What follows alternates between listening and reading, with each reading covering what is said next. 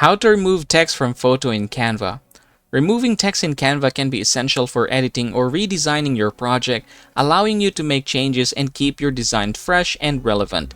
So this is how you are going to do it. First things first, I'm going to show you what is required for you to do this. Here you are going to go to Plans and Pricing, and you need to subscribe to Canva Pro.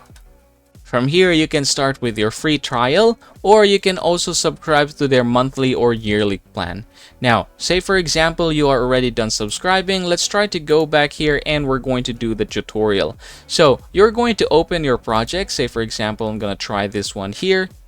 And then from here, you're going to click on the photo. You're going to click Edit Photo. And you're going to go to this one. We have Magic Eraser. So I'm going to click this one here.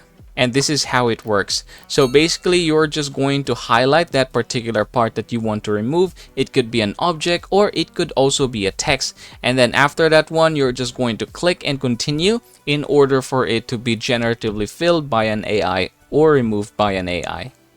And yes, congratulations everybody. That is how you are going to remove text from photo in Canva. As always, please don't forget to subscribe to the channel and leave this video a like if this helps you out.